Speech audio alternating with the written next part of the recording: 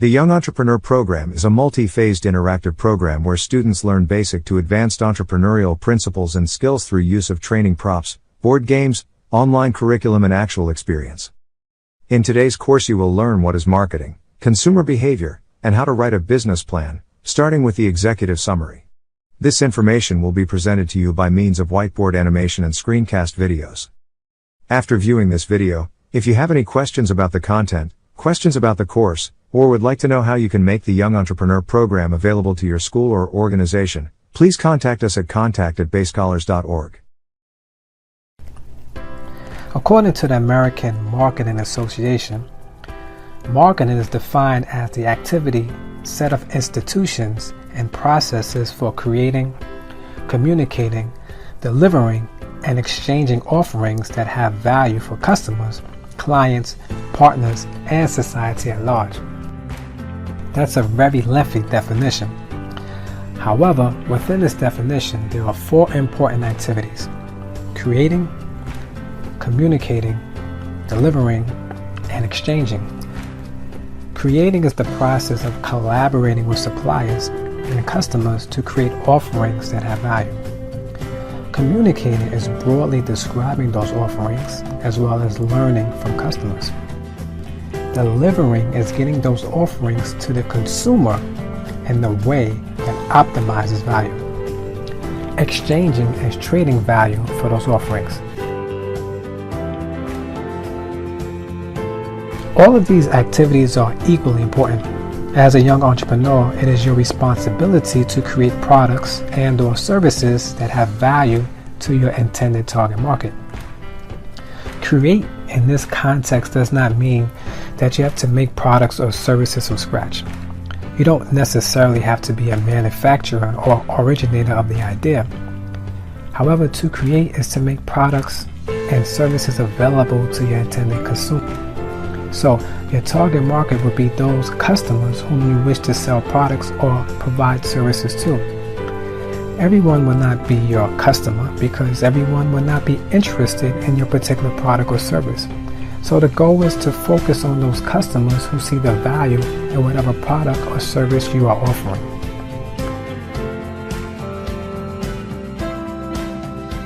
Communication is key for the growth of your business. Customers will not know about your particular product or service unless it is shared with them in some way. This sharing can occur by the way of you verbally telling people, by you creating flyers, posters, or brochures, by sending emails or text messages, or by word of mouth from those who have knowledge of your product or service.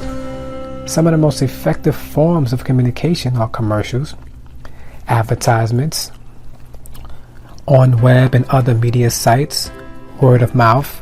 As customers utilize your product or service, they will provide important feedback that you can use to provide a more effective product or service.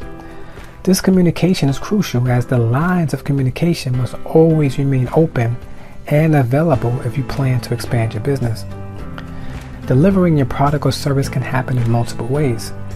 As a competing entrepreneur, you want to make sure you can make your product or service easily accessible to your customer. For example, Amazon offers same-day and 2-day delivery services for its Prime members. Other businesses have storefronts that are in convenient locations that is easily accessible by car or public transportation. Other products or services can be easily acquired by simply installing software on your computer or smart device. The way you approach this particular activity will determine how much value your customer sees in your product or service. Exchanging is as simple as providing a monetary equivalent to a particular product or service. For example, I sell you a slice of pizza for $3.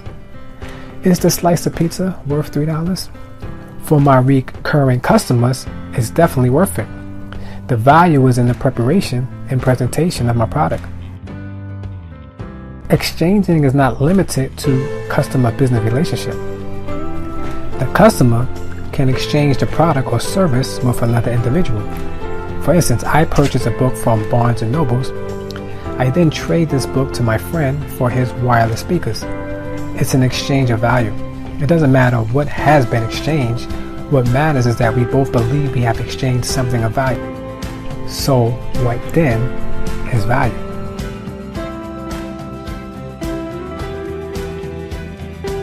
Value is the benefit that buyers receive that meets their needs. There is an equation that you will need to be familiar with as you become an experienced entrepreneur. This equation is known as the personal value equation. Value equals benefits received minus the price plus the hassle. This means that value for each customer will differ because each customer will view the equation differently.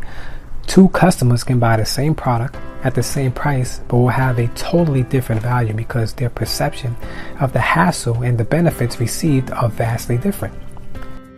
If I order a Gillette razor from Amazon for $9.99 on Monday and receive the item on Wednesday, and the razor gave me a nice clean shave on my face, then the value for me was excellent. I received the razor at a great price. I received the razor in only 2 days. And the razor did a marvelous job on my face, so I'm totally satisfied as a customer. I would definitely order from Amazon again, especially ordering refill cartridges for my razor. If Jacob ordered the exact same razor from Amazon at the exact price and received it in 2 days just like I did, but his experience with the razor was bad, he didn't get the desired closeness of the shave, then the value will be significantly lower because he didn't receive much benefit. Every customer is not the same, so value will be determined subjectively. Understanding how to maximize the 4 essential activities, creating, communicating, delivering, and exchanging, will help you maintain a successful business. As we wrap up this lesson, consider the following questions. What are the 4 main activities of marketing? What is the personal value equation?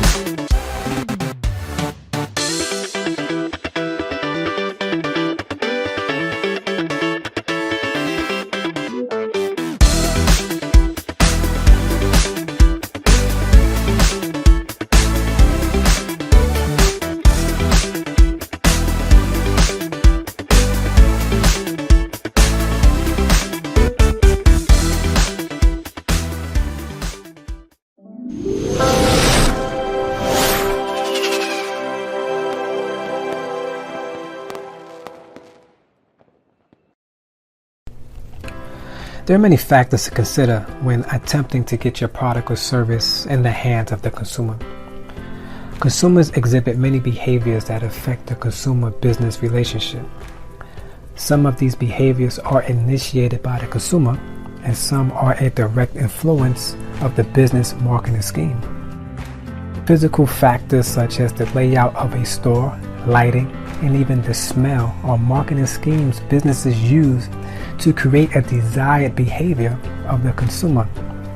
These factors are known as atmospherics. Creating a pleasurable atmosphere and creating a maze-like space are some strategies used to ensure that consumers purchase products. Social situations are another influencer of the consumer behavior. Belonging to a particular group or knowing someone who is providing a product or service will definitely be a factor. For example, I may be able to have a successful fitness business because my clients are already familiar with me and trust my character and judgment. Time is one of the biggest factors to consider, as so many consumers are looking to save time in their buying experience. Providing a means where your customers can receive their product in a timely fashion, such as next day shipping, or even providing your customer a means where they can take care of multiple needs at your particular location, such as buying goods and paying their phone bill, can be of great benefit to your business. The reason for the purchase is another behavior. This can include time and social situations. For example, a consumer may shop at Kay Jewelers to purchase an engagement ring because this is an important purchase decision and he trusts the credibility of that company. Mood will definitely be part of the decision as well. Every consumer will experience every mood, and this will affect your business positively or negatively. The goal indeed of the entrepreneur is to create marketing strategies that will put consumers more often than not in a positive mood as it relates to your products or services. Time, mood, reason for purchase, and social situations fall under the category of situational factors. Having a thorough understanding of these factors still makes up only 1/4 of the consumer behavior. There are also personal factors, psychological factors, and societal factors to consider. Personal factors include the consumer's personality and concept of himself, the consumer's age, gender, stage of life, and lifestyle. Psychological factors include the consumer's motivation, perception, learning, and attitude. As societal factors will include the consumer's culture, subculture, social class, and reference groups. The more experience you gain as an entrepreneur, the more you provide marketing strategies that will include all of these factors in your marketing scheme. As we wrap up this lesson, consider the following questions. What are the 4 main categories of factors? Why is understanding consumer behavior important?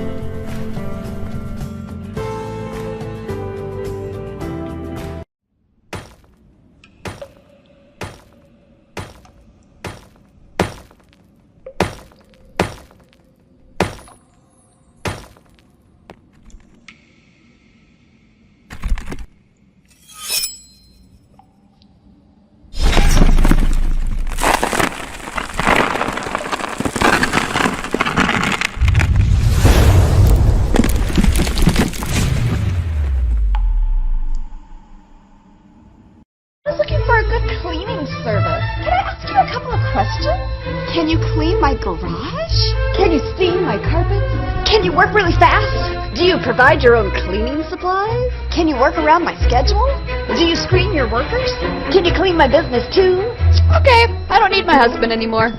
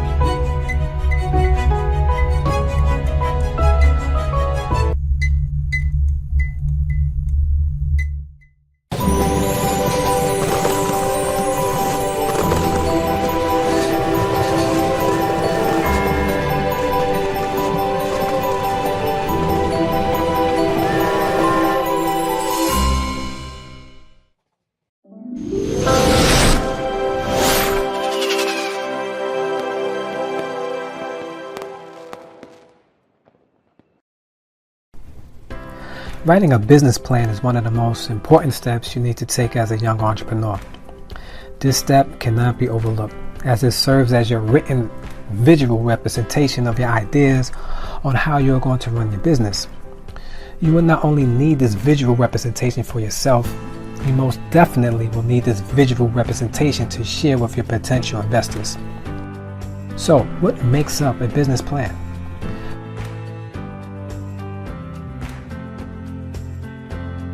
The first thing to be aware of is that there are two main types of business plans.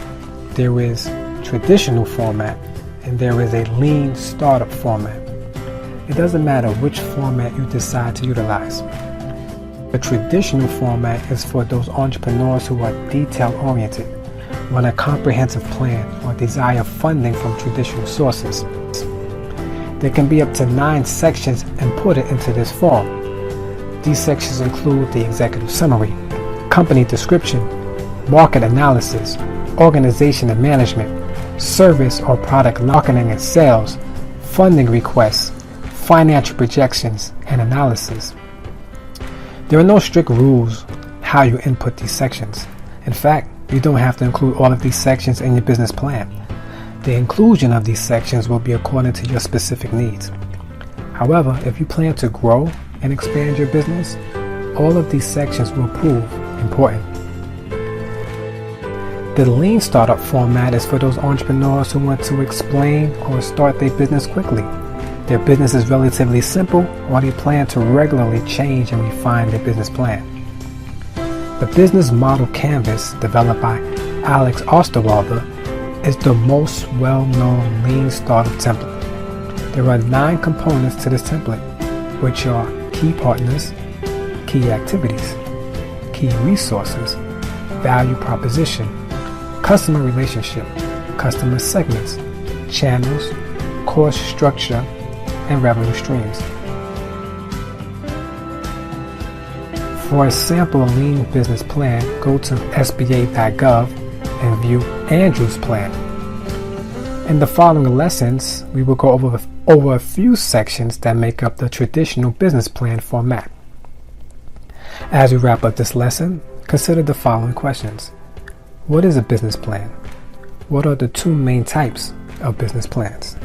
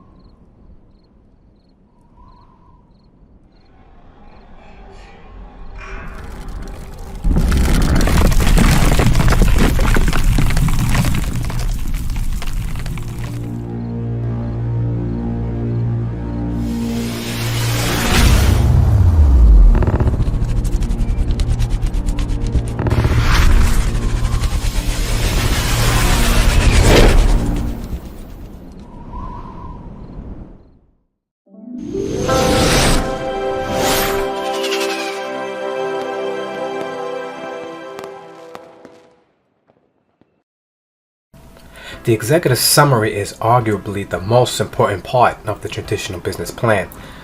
This is basically a summary of the entire plan. Once someone reads your executive summary, they should have a good understanding of your business and its intentions. The executive summary is normally written after all of the other sections are completed. However, if you so choose, you can complete the summary first. We're going to look at a sample business plan that has been provided by the Small Business Administration. Additional sample business plans can be viewed on their site at sba.gov. This sample plan was created by the fictional character Rebecca Champ. She is the owner of We Can Do It Consulting. As you will notice when viewing her business plan, the executive summary is the very first section to be displayed. The reason is simple. The executive summary will set the stage for the rest of the plan. After reading the summary, the hope is that the reader will have enough interest to continue viewing the plan. Rebecca's executive summary is separated into 3 parts: product, customers, and future of the company. As a note, your particular executive summary does not have to have these parts formatted in this fashion. Let's go over Rebecca's executive summary.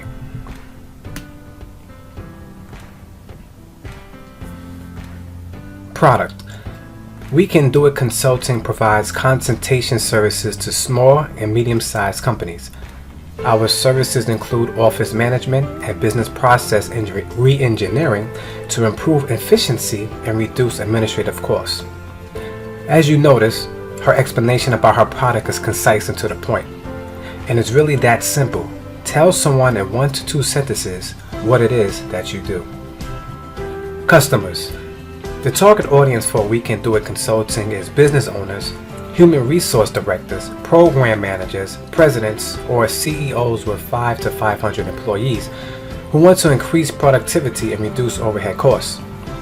Specifically, we specialize in consulting white-collar executives on office processes such as job tracking, production, getting the most out of meetings, leadership, financial or hiring best practices, and other needs relevant to potential customers who serve in a management role within small or large organizations that may be bogged down by processes, bureaucracy, or technical experts with little leadership experience. Here you notice that in this section, her explanation is a little bit more detailed. You'll notice that she identifies her target audience or customers, which is very important because her business isn't for everyone. As an entrepreneur, it's your responsibility to identify who is your target audience. Rebecca also explains exactly what services she's going to provide her customers. There is no guesswork here. Everything is specific. She is well aware of her audience and of her audience's needs, and she's providing services to address those needs. Future of the company. Consulting is a fast-paced, evolving industry. In response to this climate, We Can Do It Consulting will offer other services, including facilitation and requirements analysis in the future. Rebecca provides a very short explanation about the company's future. However, she is clear about what direction she intends to head as the industry evolves. The point is that she has done the research about a company and industry and is prepared to provide solutions when the need arises. You will be responsible for understanding your business and your particular industry thoroughly. This is the only way you can effectively communicate to yourself and your potential investors your potential business ideas and how you can address the needs and concerns in the marketplace. You'll also notice that Rebecca's executive summary was limited to 1 page. It's a good business practice to keep your summary to 1 page, as it is evident of a clear and concise visual representation of your ideas. As we wrap up this lesson, consider the following questions. What is an executive summary? What is the importance of the executive summary? And for an additional activity, write your own executive summary using Rebecca's format.